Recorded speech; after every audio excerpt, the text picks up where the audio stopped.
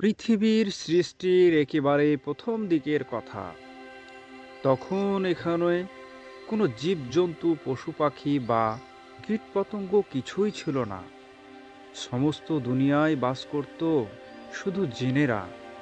তারা কেবলই নিজেদের মধ্যে ঝগড়াঝাঁটি, মারামারি নিয়েই থাকত। ভুলে কখনো আল্লাহ তাআলার স্মরণ করত না। একদিন আজাজিল খোদার দরগায় অর্থাৎ আরজ করলেন, হে প্রভু, আমাকে হুকুম দাও, আমি দুনিয়ায় গিয়ে জিন বংশ গারদ অর্থাৎ ধ্বংস করে দুনিয়ায় থেকে পাপাচার সমূহ দূর করে দেয়। খোদা তার আরজ মঞ্জুর করলেন। আজাজিল 40,000 ফেরেশতাকে সঙ্গে নিয়ে নেমে এলো দুনিয়াতে জিনদের সৎপথে আনবার জন্য। অনেক সদুপদেশ দিল, কিন্তু তারা সে কথাতে একেবারে কর্ণপাত করল না। আজাজিল কি আর করে, তখন তাদের ধ্বংস করে বেহেশতে ফিরে গেল। সম্মানিত দিনী ভাই ও বোনেরা, আমরা আজকে যে এই ভিডিওতে জানছি আজাজিল এবং আদিমানব এর বিস্তারিত ঘটনা। আপনি যদি আমার এই চ্যানেলে নতুন হয়ে থাকেন তাহলে অবশ্যই চ্যানেলটিকে সাবস্ক্রাইব করে পাশে থাকা বেল বাটনটি চাপ দিয়ে সঙ্গেই থাকবেন। আর এই ভিডিওটি অনেক লম্বা হতে পারে, আমি পার্ট বাই পার্ট করার চেষ্টা করব। প্রত্যেকটি পার্ট দেখার আমন্ত্রণ রইল সবাই।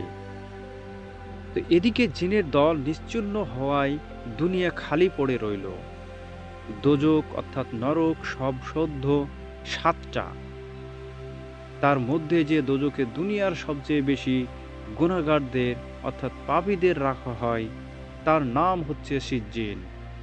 দুনিয়ার নিচের পাতাল এবং পাতালের অনেক নিচে সেই সিজ্জিন দোজক, যেখানে দিন রাত শুধু দাও দাও করে আগুন জ্বলছে। এত আগুন, তবুও সেখানে ভয়ঙ্কর অন্ধকার। সেই অন্ধকারের মধ্যে আজাজিলের জন্ম হয়। এই আজাজিল ভালো মানুষের দুশমন। দুনিয়ার মধ্যে তার মতো পাপী এখন আর কেউ নেই।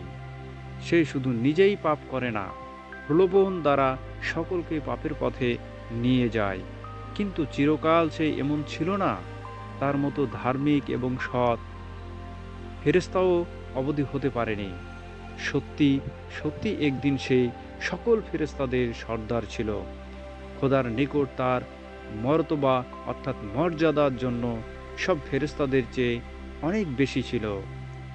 আজাজিল জন্মের পর কিন্তু জানোয়ারদের মতো বৃথার সময় নষ্ট করেনি। সে খোদার ইবাদতে মশগুল হয়ে পুরো 1000 বছর কাটিয়ে দিয়েছিল। সমস্ত দোজকে তিল পরিমাণও জায়গা ছিল না যেখানে দাঁড়িয়ে খোদার উপাসনা করেনি। খোদা খুশি হয়ে তাকে সিজ্জিন দোজক থেকে পাতালে অর্থাৎ অবশ্য আসবার অনুমতি দিলেন। কিন্তু এখানে এসেও তার অহংকারের শেষ মাত্র দেখা দিল না, বরঞ্চ খোদা তাআলার ইবাদতে আরো অধিক মনোযোগ প্রদান করল। দেখতে দেখতে 1000 বছর কেটে গেল এবং এমন এতটুকু জায়গা ফাঁক রইল না যেখানে দাঁড়িয়ে সে খোদার উপাসনা করল না বা করেনি। এমনকি আরো 1000 বছর কেটে গেল। খোদা আর তার কাজের সন্তুষ্ট হয়ে তাকে দুনিয়ার উপর থেকে নিয়ে এলেন। কিন্তু এত উন্নতি করেও সে খোদাকে কোনো কালের জন্য ভুলল না। দিন রাত খোদার একাত্মবাদে মশগুল হয়ে রইল। করুণাময় খোদা তাআলা এবার তাকে প্রথম আসমানে তুলে নিলেন। এমনকি এভাবে খোদা তাকে সপ্ত খুশি হয়ে এক ধাপ এক ধাপ করে সে একেবারে আসমানে উঠতে লাগলো। এক এক আসমানে 1000 বছর করে 7000 বছর ধরে আহার নিদ্রা নেই, দিন রাত কেবল রোজা নামাজ নামাজ আর রোজা করে সে কাটালো। কোনো দিকে তার লক্ষ্য নেই। এক মন এক প্রাণ খোদার উপাসনা মশগুল হয়ে রইল।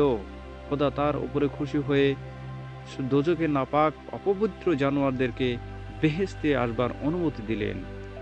তাহলে তোমরা দেখছো না, নাপাক জানোয়ার নিজের সাবধান বলে যত উন্নতি করতে পারলো, কোথায় ছিল তার, কোথায় এলো?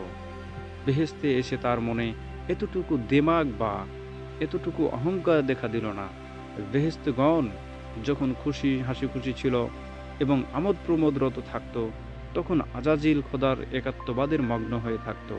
মনে তার সুখ নেই, শান্তি নেই, চোখ দিয়ে কেবল ঝরঝর ধারায় পানি পড়ত। সম্মানিত দিনী ভাই ও বোনেরা, আজকে প্রথম পাঠে আজাজিলের সংক্ষিপ্ত পরিচয়ের মাধ্যমে এখানেই শেষ করছি। দ্বিতীয় পর্ব দেখার আমন্ত্রণ জানিয়ে শেষ করছি। আবারও ফিরে আসবো আজাজিল এবং আদিমানবের ঘটনা নিয়ে। সে প্রত্যাশায় ভালো থাকবেন। আসসালামু আলাইকুম ওয়া রাহমাতুল্লাহি ওয়া